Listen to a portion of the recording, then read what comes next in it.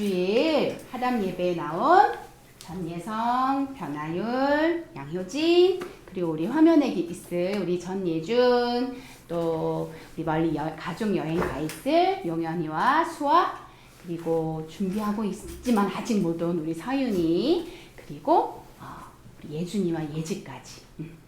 우리 사랑하는 하담 친구들을 위해서 요즘에 자녀를 위한 부모님의 기도, 자녀를 위한 아빠 엄마의 기도가 요즘 하늘가족 톡방에 막 기도 제목들이 올라오고 있어요. 그걸 보니까 읽으면서 전사님이 아침마다 저녁마다 기도하고 있는데 우리 조금 친구들이 요즘에 들어서 조금 짜증도 내고 조금 자주 아프기도 하고 공부하는 거 막 힘들어 하기도 하고, 그래도 하나님 사랑하는 우리 하담 친구들을 위해서 기도하면서 엄마가, 아빠가 우리 친구들을 많이 사랑한다는 거 알고 있지요? 네. 전사님과 목사님도 우리 하담 친구들을 위해서 열심히 기도하고 있어요. 우리 하나님이 6월 한 달도 지금 예준이가 콜록콜록 감기, 그리고 콧물도 많고 비염이 지금 심하다고 들었거든요. 우리 예준이 6학년, 이제 제일 고학년인 6학년에서 중학교 가기 전 더 몸을 강건하게 하는 시간이 됐으면 좋겠어요. 효진아, 눈을 왜 그래? 나만 볼 수 있어. 자, 우리 이 메시지로 6월 둘째 주 오렌지 말씀 시작하겠습니다. 하트를 만들고 시작. 사랑하고 축복합니다. 사랑하고 축복합니다. 뭐야? 아빠한테만 보여주고 보내주고 전사한테는 안 보내줘. 사랑하고 축복합니다. 이따 보내줄 거지? 마음으로 보내준 거지? 예성이? 확실해. 자, 우리 지난주엔 우리 예성이가 오지 못했지만 우리가 여호와는 나의 힘이라는 뜻의 4글자의 왕을 지난주 말씀을 들었어. 히로 시작해. 희숙이요? 맞았어. 히스기야. 여호와는 나의 힘. 그러면 이 히스기야가 나의 힘으로 살았을까? 하나님의 힘으로 살았을까? 하나님의 힘으로. 근데 그의 말년에는 하나님의 힘이 아닌 자기의 것을 자랑한 것 때문에 조금 슬픈 일도 있었지만, 그럼에도 그의 삶을 통해 하나님이 우리에게 이렇게 말씀하셔. 따라해보자. 따라하면서 너희가 외치는 거야. 하나님만 의지예요. 하나님께 기도해요. 하나님만 높여요. 맞아요. 나의 힘으론 살 수 없어요. 하나님만 의지하는 힘으로, 하나님께 기도하는 힘으로, 하나님만 높이는 그 마음으로 우리가 살아야 해요. 그런 이사야 39장이 끝나고 이제 40장으로 넘어가는데, 이 넘어가면서 조금 분위기가 달라졌어. 자, 이사야 40장 1절 말씀을 우리 함께, 되게 짧지? 전사님이 위에 첫 줄 읽을 테니까 너희가 아랫줄 읽어봐. 너희의 하나님이 이르시되 너희는 위로하라. 내 백성을 위로하라. 외울 수 있겠지? 너희의 하나님이 이르시되 너희는 위로하라. 내 백성을 위로하라. 너희는 위로하라. 내 백성을 위로하라. 해볼까? 너희는 위로하라. 내 백성을 위로하라. 너희는 위로하라. 내 백성을 위로하라. 너희는 위로하라. 내 백성을 위로하라. 이 말씀을 이사야 40장 1절에 왜 이 말씀으로 시작하셨는지 우리 한번 볼게. 그러기 전에 얘들아, 지금 이 모습은 어떤 모습인 것 같아? 뭐 하는 모습인 것 같아? 야, 이런 모습일까? 힘들지. 이런 모습일까? 1번, 2번. 2번, 맞아. 힘들구나. 어렵구나. 맞아. 바로 이 모습이 너희는 위로하라. 내 백성을 위로하라. 바로 이 모습이 위로하는, 전사님이 위로라는 뜻을 사전으로 찾아봤어. 잘 들어봐. 따뜻한 말이나 행동으로 괴로움을 덜어주거나 슬픔을 달래주는 것이라는 말로 위로라는 표현이 나와. 그럼 위로를 한다는 말에는 너 왜 그랬어? 너 이거 뭐야? 이렇게 말하는 말이 아니라 괜찮아? 힘들구나. 어려웠지? 내가 옆에 있어 줄게. 내가 너를 위로해 줄게. 내가 너를 도와줄게. 이런 따뜻한 손길, 따뜻한 말. 이게 바로 위로하는 모습이야. 그런데 하나님이 우리를 위로하신대. 그리고 하나님이 우리를 위로하시고 또 우리도 다른 누군가를 위로하라라고 하나님이 이사야 40장 1절에 말씀하고 있어. 우리 눈을 감고 한번 외쳐보자. 너희의 하나님이 이르시되 너희는 위로하라. 너희 백성을 내 백성을 위로하라. 아이고 전선생님 틀렸네. 너희는 위로하라. 내 백성을 위로하라. 너희는 위로하라. 내 백성을 위로하라. 이게 어떤 의미에서 하나님이 이렇게 주시는지, 그리고 이 말씀을 쪼리면 이렇게 말씀하고 있어. 따라해보자. 하나님은 돌이키는 자를 용서하고 위로하세요. 오, 하나님이 용서하시고 위로하시는데 어떤 사람을? 돌이키는 자. 이 돌이키는 건 뭐에서 돌이키는 걸까? 죄? 맞아? 죄에서 돌이키는 것. 하나님, 저는 죄인이에요. 그런데 저는 하나님을 믿어요. 그래서 제 죄를 하나님께 내어드려요. 하나님, 용서해 주세요. 이렇게 하나님 잘못했어요 하고 회개하는 자에게 용서하시고 위로하신다는, 괜찮아, 위로하신다는 그런 말씀이 오늘 이사야 말씀의 쪼린 말씀이야. 이제 그렇게 위로를 받은 사람들이 있어. 우리 히스기야의 이후 이제 이사야 선지자가 예언을 했어. 어떤 예언이냐면 이제 100년 후 너희는 바벨론으로 포로로 끌려갈 거야. 이사야 1장부터 39장까지는 너희는 너희 맘대로 살았어. 너희는 너희들 고집대로 살았어. 그렇게 하면 안 돼. 그건 하나님이 기뻐하시는 일이 아니야 라고 끊임없이 선지자 이사야를 통해서 이스라엘 백성들에게, 남유다 백성들에게 이 말씀을, 하나님의 말씀을 전했지만 이들은 들었어 안 들었어? 듣지 않았어. 그런 그들이 이제 100년 후 바벨론이라는 하나님을 믿지 않는 큰 강대국을 통해서 이 유다 백성들이 포로로 끌려가는 예언을 하셨어. 그리고 이제 그들이 돌아오는데 오늘 이사야 40장 뒤에 계속해서 말씀에 뭐라고 있냐면, 얘들아, 이제 너희가 받을 모든 죄가, 너희가 지었던 그 죄의 모든 어렵고 힘들었던 그 대가를 다 치루었어. 이제 모든 게 다 끝났어. 와, 이거 소망의 말이에요? 절망의 말이에요? 소망의 말이에요. 소망의 말을 이사야 선지자를 통해서 하시면서 이제 어떤 일이 일어날 거냐면, 너희가 70년 동안 그 땅에서 정말 괴롭고 고통스럽고 아프고 슬프고 힘들었지? 이제 너희가 다시 예루살렘으로 돌아올 거야 라고 이사야 선지자를 통해 다시 돌아올 거야, 포로 귀환 할 거야, 다시 돌아오게 될 거야 라는 걸 선지자들을 통해 1차, 2차, 3차 우리 들었던 거 기억날 거야. 그렇게 돌아온다고 말씀하면서, 그러면서 이제 이 남유다 백성들이 첫 줄 바벨론에서 매일 울고 고통하고, 그 종이니까, 노예니까 얼마나 괴로워. 그렇게 바벨론에서 살고 있던 유다 백성들이 이제 다시 70년이 지나 예루살렘으로 다시 돌아올 거야. 와! 소망의 말씀, 희망의 말씀을 하나님이 선지자를 통해 주셨어. 그리고 그들이 다시 하나님을 향해 찬양하고 성벽을 재건하고 성전을 쌓고 하나님의 말씀을 다시 세우는 그런 놀라운 일들을 하는 이 모든 시간들을 통해서 하나님이 이제 괜찮아. 그동안 많이 힘들었지? 그동안 많이 어려웠지? 이런 위로의 말씀을 주시는 말씀이 이사야 40장부터 있는 말씀이에요.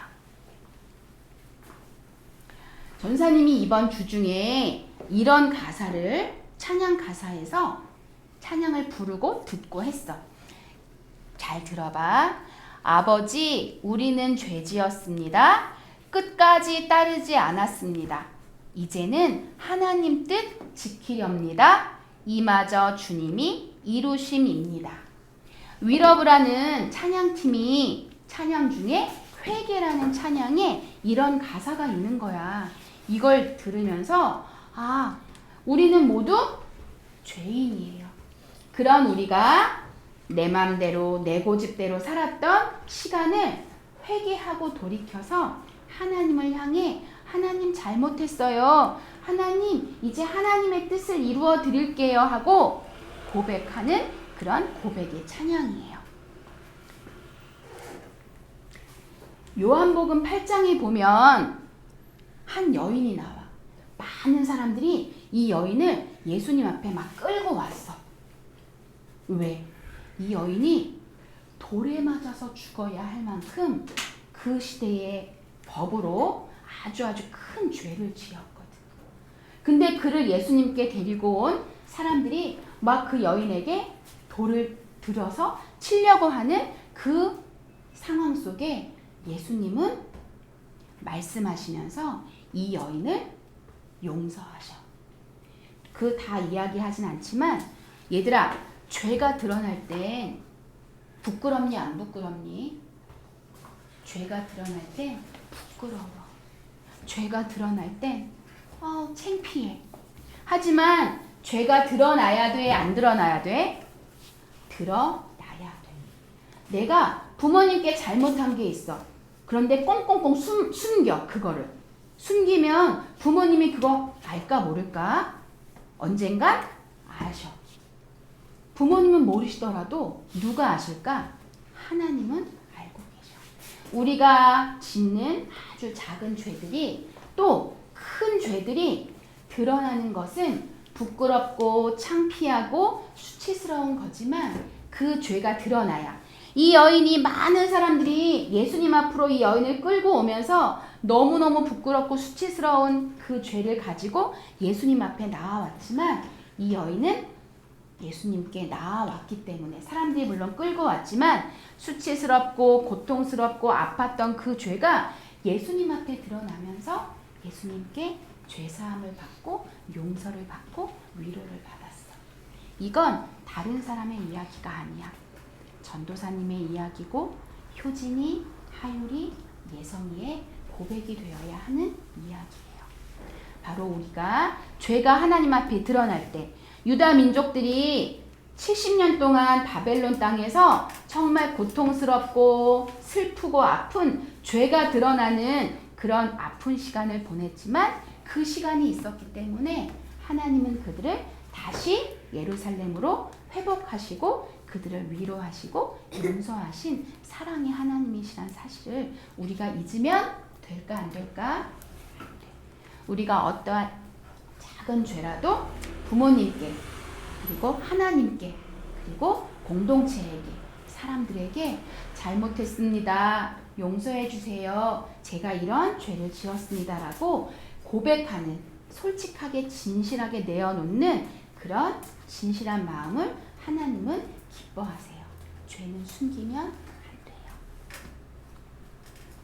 그렇게 하나님 앞에 죄를 고백하고 진실한 마음으로 하나님 앞에 나아가는 우리를 그렇게 눈물 흘리고 그렇게 고백하는 우리를 예수님은 우리를 안아주시고 위로해 주시고 용서해 주신다고 말씀해 주세요.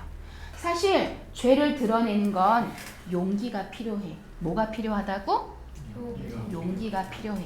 그리고 죄가 드러나면 부모님께 우리가 잘못했어요 하고 막 울면 오히려 부모님과 더 가까워지게 돼. 너 이렇게 나쁜 죄를 지었다고? 너랑 좀 머리를 해야겠다. 이렇게 말씀하시는 부모님이 있을까? 있을까? 있을까? 얘들아, 부모님께 죄를 솔직하게 고백하면 부모님이 아이고 너 죄를 지었네? 이렇게 잘못했네? 저리 가 있어. 이렇게 할까? 아니. 잘못했구나. 그래. 너가 잘못한 거 알았으니까 괜찮아. 용서해 줄게. 안아주시고 사랑해 주시는 부모님이세요. 우리 하나님도 그런 하나님이세요. 밀어내지 않으시고 버리지 않으시고 우리를 안아주시는 부모님 하나님이시란 사실을 기억하며, 그리고 그 죄를 회개하고 고백할 때 사랑의 마음이 나누어져요. 그리고 마음의 변화가 일어나요. 아, 내가 다시는 이 잘못한 행동을, 이 잘못한 생각을, 이 잘못된 모습을 끊어내야겠구나, 회개해야겠구나, 바꿔야겠구나, 이런 변화가 있는 것이 바로 회개한 사람의 참 모습이에요. 그럴 때 하나님이, 예수님이 우리를 말씀으로 또 부모님으로 공동체 안에서 안아주시고 위로해 주시는 분이란 것을 잊지 않았으면 좋겠어요. 우리 전사님이 까만 말씀, 빨간 말씀을 읽을게, 기도를 읽을게. 너희가 파란 기도문을 읽겠습니다. 오늘도 주시는 하나님 감사합니다. 오늘도 주시는 하나님의 사랑에 감사합니다. 하지만 우리는 늘 내 마음대로 내 고집대로 하고 싶어하는 죄인입니다. 이스라엘 백성이 죄로 인해 고통과 아픔에 70년의 시간을 보냈습니다. 그렇지만 하나님은 그들에게 위로의 말씀을 전해주셨습니다. 아프고 힘든 죄가 드러날 때 솔직하게 고백하고 회개할 용기를 주세요. 하나님 앞에 나아갈 때 우리를 위로하시는 예수님을 만나게 해주세요. 예수님의 이름으로 기도합니다. 아멘. 우리 이번 한 주도 솔직하게 진실하게 부모님께, 하나님께 말씀 앞에, 큐티 말씀 볼 때 하나님 잘못했어요, 하나님 용서해 주세요 하고 진실한 솔직함으로 나아가는 하담 친구들 되기를 축복해요. 우리 주민 공동체 설로 있습니다. 예수님은 나의 왕, 예수님은 나의 왕, 살아계신 하나님 아들 내 마음에 모셔요. 어서 오세요. 예수님, 살아계신 예수님 오세요. 여기 내 마음에 함께 계세요. 나의 왕.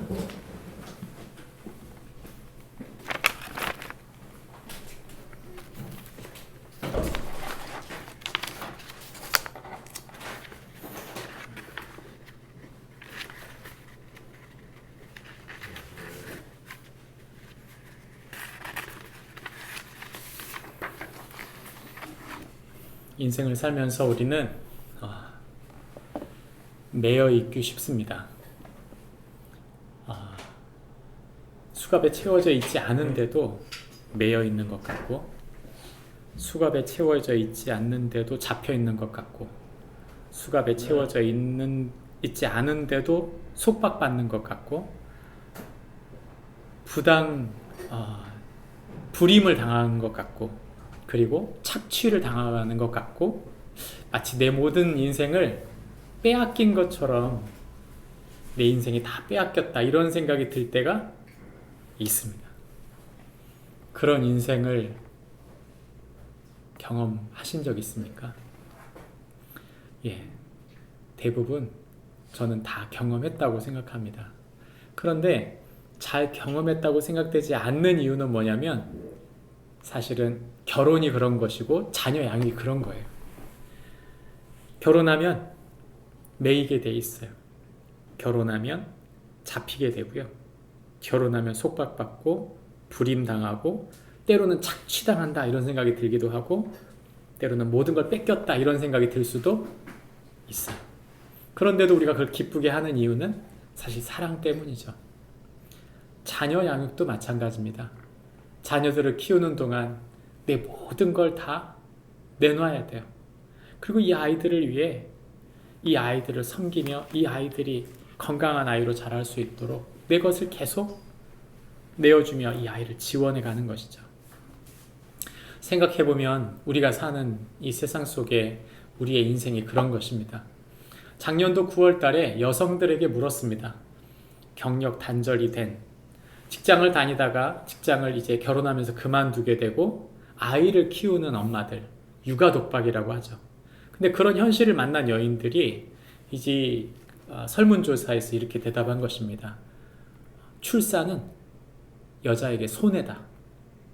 결국 내가 아이를 낳아도 나라가 책임져 주지를 못하고 지금 이 환경과 상황이 도저히 지원이 되지 않는다.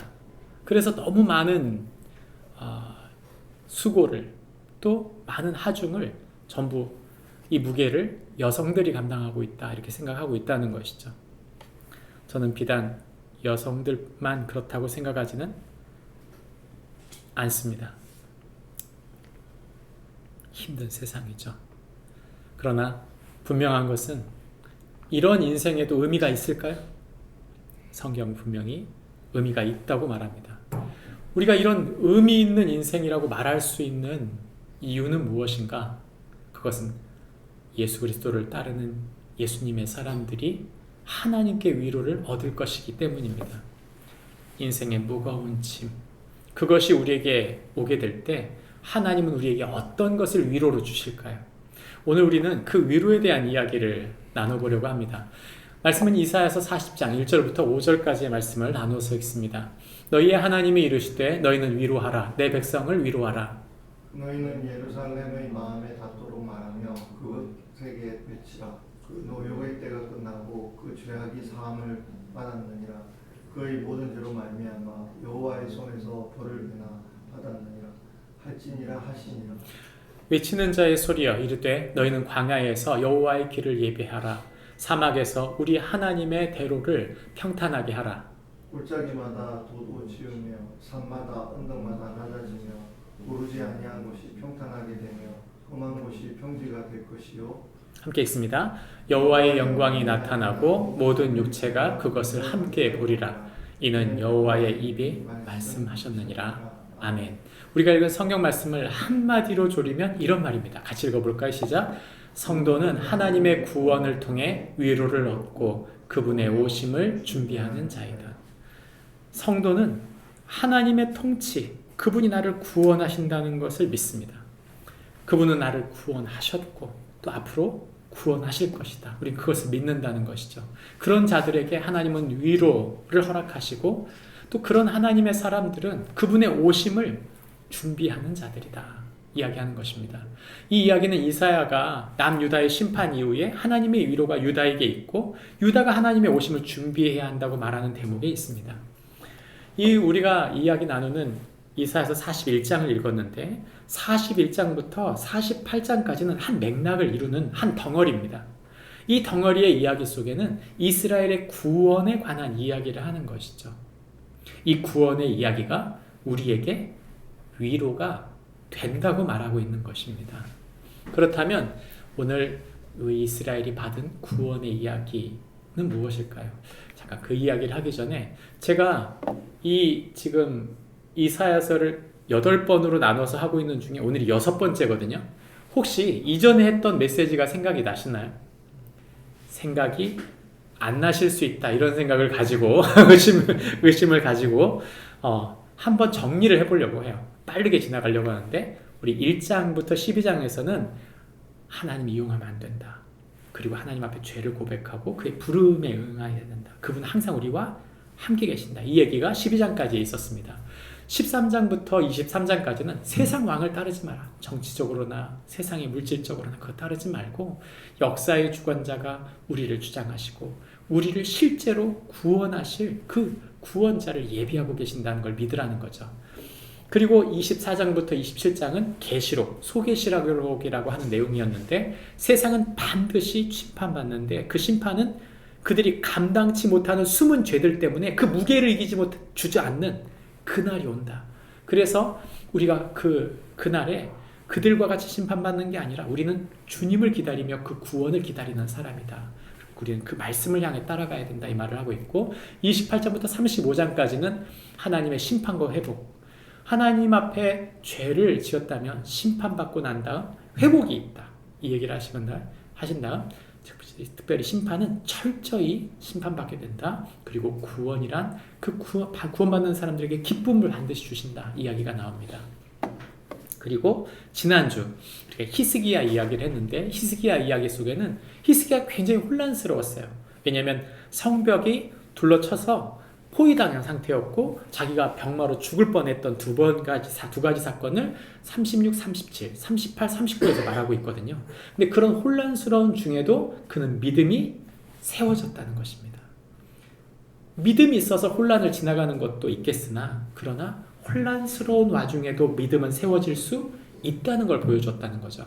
그리고 그들은 구원을 갈망했다는 것입니다. 하나님의 구원을 기대하고 하나님을 소망할 때 하나님께서 그 믿음을 세워주셨다. 마지막은 그 고통, 병마라고 하는 고통이 너무나 짓눌리고 그게 사라지기를 간절히 기도했지만 기도해도 사라지지 않을 수 있습니다.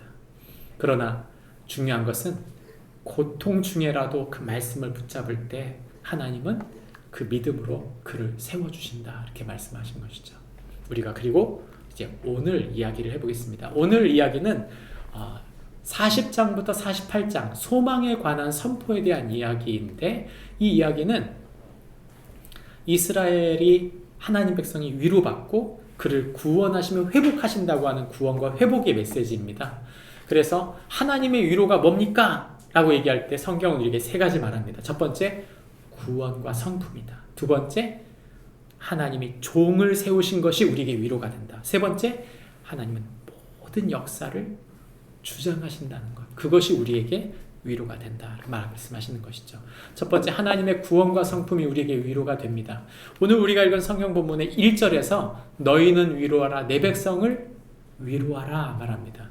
이 얘기를 제가 메시지 성경으로 가져왔더니 이렇게 말하더군요. 2절에 이렇게 말합니다. 이제 형을 다 살았고 이제 죄가 해결되었다고 용서받았다고 예루살렘은 벌을 충분히 받았다. 지나치도록 받았다. 이제는 끝났다. 모두 끝났다 말씀하십니다. 여러분 우리가 예수님 믿고 나서 우리의 모든 죄가 어떻게 됐어요? 그분이 모든 죄를 사해 주신 거예요. 목사님 우리 죄가 사해 준 줄 어떻게 합니까? 베드로가 말했어요. 베드로가 예수님 앞에 너희가 물로 씻겨야 된다 말했을 때 제 몸을 다 씻겨주세요 라고 말했을 때 예수님 뭐라고 말하죠? 아니다. 모두 씻은 사람은 몸만 씻어도 된다? 네 발만 씻어도 된다. 무슨 말입니까? 우리는 반역한 사람들이 아니에요. 하나님을 등진 사람들이 아닙니다. 그럼에도 우리가 죄를 지을 수 있어요? 없어요? 죄를 지을 수 있어요. 죄 중에 가장 큰 죄가 뭐예요? 반역죄입니다. 그러지 않아요? 가장 큰 죄. 그거는 사형이나 무기징역밖에 없다고 말하잖아요. 특정 인물을 두고 말하려고 하는 건 아닌데 반역죄가 제일 큰 거예요. 예, 바로 우린 그런 죄를 진 사람들이 아니고 믿음이 연약하지만 끝까지 하나님을 섬기려고 하는 사람들에게는 무슨 용서가 필요해요? 자범죄, 작은 죄들을 씻는 게 필요하다. 돌이키는 것이죠. 하나님은 그런 죄들을 그런 우리의 원죄, 반역죄를 다 씻었다고 말씀하시면서 이제 그분이 오실 것을 준비하라고 말씀하고 있는 것입니다. 그런 자들을 위로하겠다는 것입니다. 그런 자들을. 이 위로라는 말, 이 나함이라고 하는 말은 하나님의 백성들에게 주는 것인데 하나님의 구원을 입은 사람들, 그들을 하나님이 위로하신다 말씀하시는 것이죠. 그리고 우리가 구원 받은 데서 끝난 게 아니고 이제 뭐 해야 돼요? 우리에게 준 사람들을 세워가는 일, 자녀들, 예수 믿지 않는 사람들을 세워가는 일은 그게 뭐냐? 그게 바로 주님의 오심을 준비하는 삶이에요.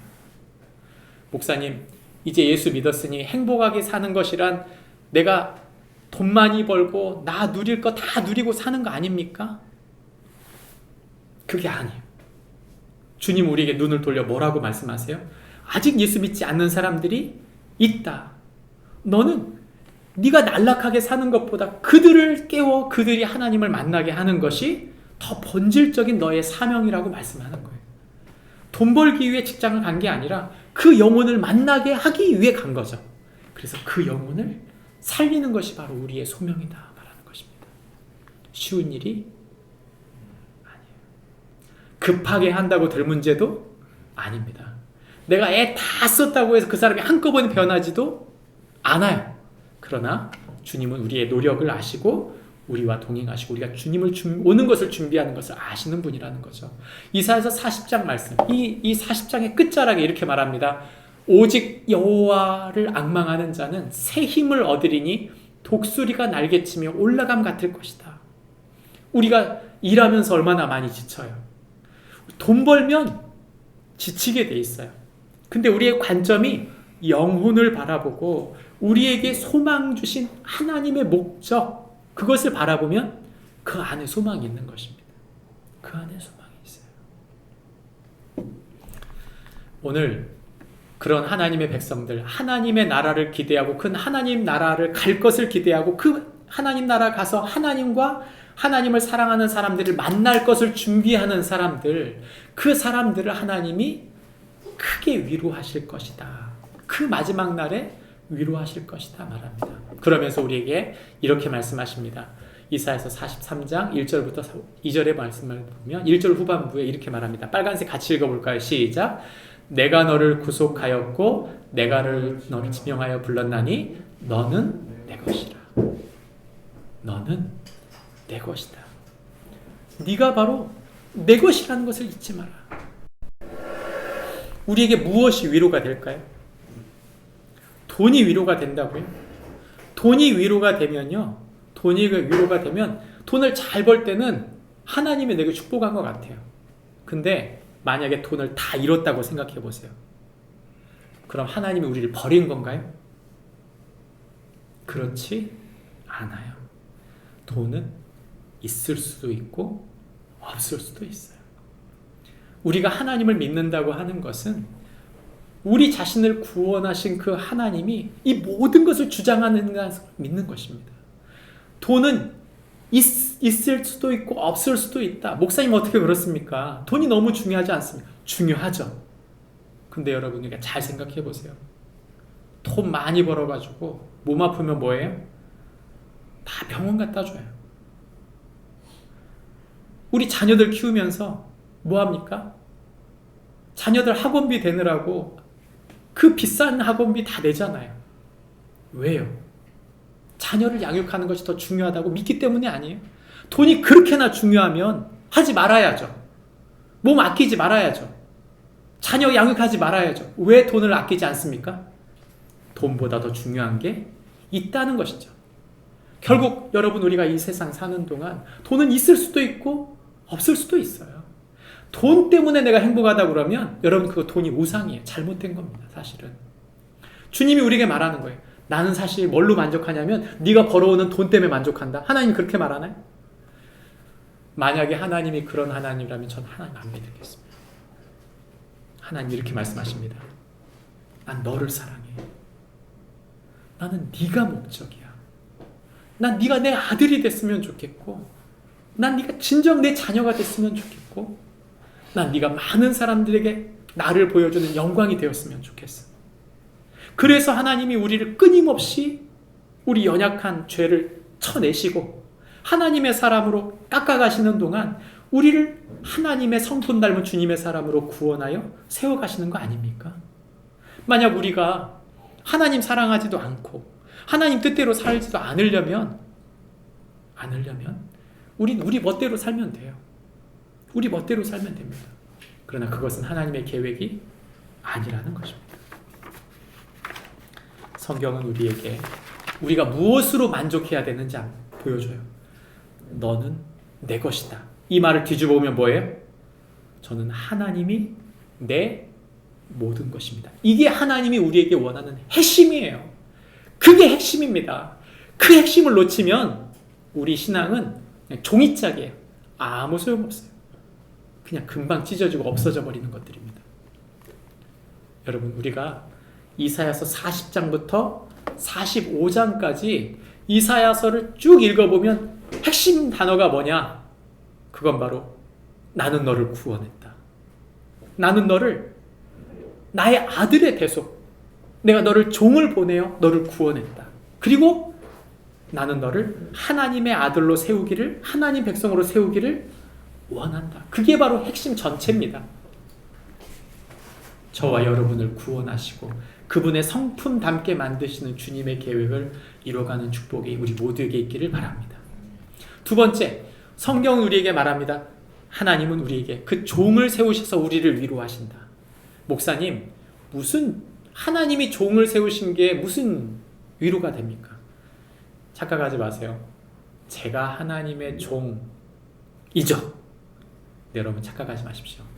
여러분도 하나님의 종이에요. 여러분 성경에 보면 하나님이 기뻐하는 종을 말할 때 두 가지를 크게 말할 수 있는데 42장에서 말하는 종은 먼저 핵심부터 말합니다. 예수님을 뜻하는 거예요. 궁극적인 종. 근데 여러분 예수님만 종일까요? 그러지 않고 예수님을 따르는 모든 자들이 다 종이에요. 근데 여러분 종이라고 하면 기분이 좋아요, 나빠요? 기분이 안 좋아요. 왜 안 좋으냐? 사실 종에는 여러 가지 이유가 있기 때문이에요. 종에는요 3가지 종이 있습니다. 종은 3가지 종이 있는데 첫 번째는 에베트라는 말은 기본적으로 고용된 종이에요. 고용된 종. 뭐 하는 종이요? 돈을 버는 종이죠. 내가 기간제로 여기에 들어가서 이렇게 생활하면서 같이 생활하면서 월급을 받는 거예요. 그것도 종입니다. 예, 직장인도 종이죠. 계약직 종이에요. 기분 나쁘죠? 근데 그것도 종이에요. 사실. 그리고 두 번째 그것과 전혀 다른 종이 있어요. 그건 뭐냐면 전쟁에서 져서 끌려간 종이 있어요. 그건 노예라고 합니다. 이 노예는요 값을 주지 않는 종이에요. 그래서 이들은 잡혀서 어쩔 수 없이 일하는 메인 종이죠.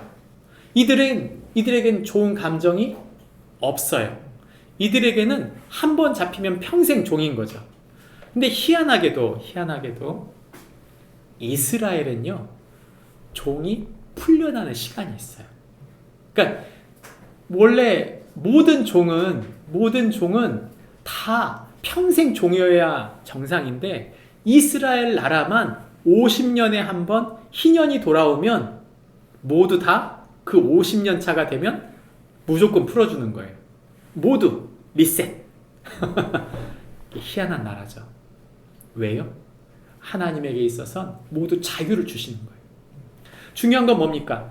이 두 가지 종, 우린 그런 종은 아니에요. 그럼 세 번째, 성경이 말하는 하나님의 종이란 모세와 같은, 다윗과 같은 사람을 말하는 것입니다. 원래는 자유인이에요. 나에겐 선택해도 되고 안 해도 되는 그런 자유가 내게 있어요. 내가 이걸 했다고 해서 하나님께 무슨 보상을 받는 게 아니에요. 보상을 바라는 게 아닙니다. 하나님의 도구로 쓰임받기를 기쁘게 선택하는 사람, 그를 하나님의 종이라고 말하는 거예요. 그래서 우리는 구약적 종이 아니라 신약적 종인 하나님의 종에 대한 이야기를 하는 것입니다. 예수님은 자유인이었어요. 그죠? 그리고 예수님은 자유인들을 불렀어요.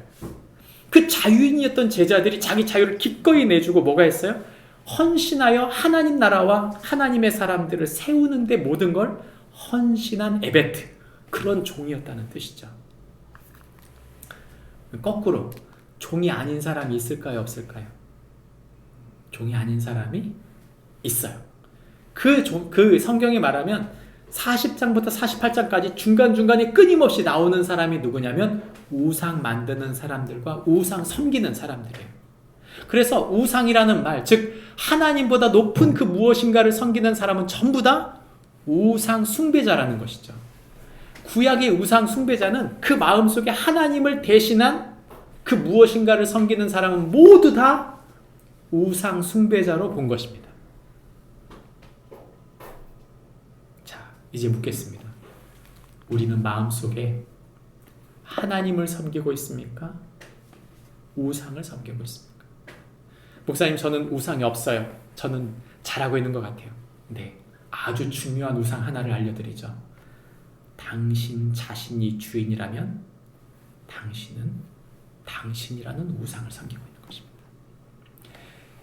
민주주의, 자본주의, 인본주의 세상을 사는 우리는요, 가장 강력한 하나의 우상을 앞에 두고 있는데 그게 뭐냐면 나 자신이라고 하는 우상이에요. 그래서 성경은 우리에게 뭐라고 말하냐면 우리가 하나님 그분을 섬기게 된다면 그분께 모든 걸 다 맡겨야 된다는 것입니다. 목사님, 그럼 제 목숨도 맡기라는 말입니까? 당신이 하나님을 정말 안다면 당신의 목숨을 주신 분이 하나님이라는 것을 알게 될 것입니다. 당신의 목숨이 언젠가는 점점 희미해지고 사라지게 될 텐데 당신이 그때야 깨닫게 될 것입니다. 당신의 인생은 당신의 것이 아니라 하나님의 것이었다는 것을. 그러므로 우리는 나를 섬기는 사람이 아니라 하나님을 섬기는 우상 숭배자가 아닌 하나님의 종이 되는 것, 그것이 진정 하나님의 목적인 줄을 저와 여러분이 믿으시기를 바랍니다. 마지막 세 번째, 그럼 하나님의 종들이 기억해야 될 가장 마지막 세 번째는 역사의 주관자가 하나님이시라는 것입니다. 여러분, 우리가 이 자리에 서 있는 것, 우리가 함께 살고 있는 것, 이 모든 게 다, 우리가 처한 모든 상황 다, 우리가 복잡하게 얽혀있는 모든 문제들 다 하나님의 계획일까요? 네, 하나님의 계획이에요. 하나님의 계획입니다. 내가 풀지 못해도 하나님 계획이고요. 내가 처해 있는 육체의 문제도 하나님 계획이고요. 내 관계도 하나님 계획이에요. 다 하나님 계획이에요. 이걸 믿어야 돼요. 그리고 하나님은 그 역사의 주관자로 우리 가운데 일하신다고 말하는 것이죠. 이사야서 45장 1절부터 7절 말씀에 보면 이제 아주 중요한 사람 한 사람이 등장합니다. 역사적 인물이에요. 그 인물의 이름이 뭐냐면 고레스입니다. 이 고레스라고 하는 사람이 등장하는데 이 고레스라고 하는 사람이 특이한 사람이에요. 남유다가 북이스라엘은 아수르에 끌려가고 남유다는 바벨론에 끌려갔잖아요. 근데 바벨론을 멸망시킨 나라가 어디냐면 메대와 파사죠. 근데 이 파사, 페르시아의 첫 번째 왕이 바로 고레스입니다. 이 고레스가 이 왕이 되었는데 놀랍게도 자기 이름을 100년 전부터 이스라엘 사람들이 이사야서에서 가지고 있었던 거죠. 우리가 읽은 이사야서 45장이 바로 그 고레스 이야기인 거죠. 그 이사야서를 45장부터의 이야기를 쭉 듣고 난 다음에 고레스가 충격을 받은 거예요. 내 얘기를 하고 있네? 내 이름을 알고 있네? 이 신이 누군지 모르는데 이미 100년 전부터 나를 언급하고 있다는 것에 깜짝 놀라서 그걸 보게 된 것입니다. 이사야의 글을 읽은 이 고레스는 45장부터 등장해서 48장까지 역사적인 아주 중요한 인물로 이스라엘의 구원자로 등장합니다. 그리고 실제로 이 고레스가 이 통치 기간, 그가 546년부터 529년까지 통치하는 동안 자신을 뭐라고 말했냐면 해방자, 구원자라고 칭했어요. 그리고 이 고레스 칙령을 내리는데 이 칙령이 5만 명에 이르는 이스라엘 백성을 포로 귀환하는 정책을 써서 유다로 보냅니다. 이 유다로 보낸 고레스는 사실 이사야서를 통해서 하나님의 계획을 깨닫고 난 다음 그 하나님의 기병, 성전에 있었던 모든 그 그릇들 또는 여러 가지 기병들을 전부 다 5,400 기병을, 성전 기병을 다 남유다로 보내요. 그리고 이스라엘 사람에게 부탁을 하는데 뭐라고 하냐면 나와 페르시아를 위하여 기도해달라고 부탁합니다. 그러면 우리가 이렇게 생각할 수 있어요. 너무 종교적인 사람이었구나. 무당 믿듯이 그렇게 믿은 거 아니냐. 그게 아닙니다. 이 고레스는요, 이 전 나라였던 바벨론 나라가 중앙 집권 체제를 갖고 있었던 거예요. 그래서 모든 나라에 있는 모든 재물들을 다 끌고 온 거죠. 그러니까 바벨론이라고 하는 나라는 모든 재물도 끌려가고 모든 인물도 다 데려가고 모든 것을 다 바벨론으로 데려가다 보니까 어떻게 돼요? 바벨론만 잘 살고 모든 이 지방 경제가 다 무너져 버린 거예요. 무너져 버리고 나니까 지방에서 오는 세가 있어요, 없어요? 전혀 없는 거죠. 그러니까 경제는 항상 중앙에서만 잘 살다가 중앙이 약화되면 모두 다 같이 시들어가 버리게 되는 것입니다. 고레스가 쓴 정책은 뭐냐면 정반대의 정책이었던 지방 분권 정책을 쓴 것입니다. 그래서 지방 경제가 살아나고 강화돼서 그들의 세수가 확보되어서 더 강력한 나라를 만들 수 있었던 것이죠. 그 이야기를 하고 있는 내용이 바로 고레스 실린더라고 하는, 이게 영국의 박물관에 박물관에 있는데, 이 고레스 실린더에 나오는 내용 중에 하나가 이런 내용입니다. 본인은 제국에 속한 여러 나라들의 전통과 관습과 종교를 존중할 것임을 선언하는 바이다. 오늘날 모든 사람은 종교 선택의 자유가 있음을 천명하는 바이다. 말하면서 이 고레스 실린더가 최초의 인권 선언문으로 등장합니다. 목사님, 그래서 뭘 말씀하고 싶어 하시는 건가요? 여러분, 사실 고레스라고 하는 인물은 이스라엘 백성을 분명히 구원해 냈습니다. 그리고 고레스는 이스라엘이 자기 힘으로 독립한 게 아니고요. 바로 고레스가 풀어줘서 해방을 맞은 사람들이거든요. 그리고 고레스가 분명히 그 이스라엘 사람들에게 말합니다. 하나님이 너희를 풀어달라고 했다. 그리고 내가 너희를 실제로 풀어주는데 너희는 하나님 백성으로 너희 성전을 다시 재건해라. 여러분, 하나님이 우리를 구원하시고 우리를 구원하신 하나님이 역사의 주관자라는 사실을 이스라엘은 몸으로 경험한 것이죠. 우리나라는 일본의 속국이었어요. 37년 된 우리나라, 그 속국된 나라가 우리의 힘으로 독립했나요? 우리 힘으로 독립한 게 아니에요. 우린 지금 우리 힘으로 독립하지 않았다는 걸 압니다. 그리고 그 우리 힘으로 독립하지 않은 대가를 우리의 역사로 치르고 있는 중이에요. 남녀가 갈라지고 세대가 갈라지고 지역이 갈라져서 서로가 서로를 갈등하는 이 반목의 이 역사를 우린 경험하고 있어요. 우린 이 역사 속에 분명히 고백할 수밖에 없어요. 인간의 힘과 지혜로는 온전히 하나 되는 게 불가능하다. 누가 하십니까? 우리를 해방시키신 분도 하나님이시고 우리를 하나 되게 만드실 분도 하나님이시고 우리의 모든 인생을 갚아주실 분이 하나님이시다. 우리가 그걸 믿지 못한다면 우리는 진정한 위로를 얻을 수 없는 것입니다. 말씀을 맺겠습니다. 오늘 우리는 구원에 대한 이야기를 했고 그 구원이 우리에게 위로라고 말했습니다. 여러분, 하나님께서 우리를 위로하는 가장 큰 위로는 바로 예수 그리스도입니다. 예수님이 우리를 위하여 십자가에서 돌아가신 그 예수님이 첫 번째 회당에 들어갔을 때, 첫 번째 설교를 할 때, 첫 번째 메시지를 전할 때 이 말씀을 하셨습니다. 같이 읽어볼까요? 우리 노란색에 있는 본문입니다. 이사야서 61장 1절 말씀 같이 읽습니다. 시작.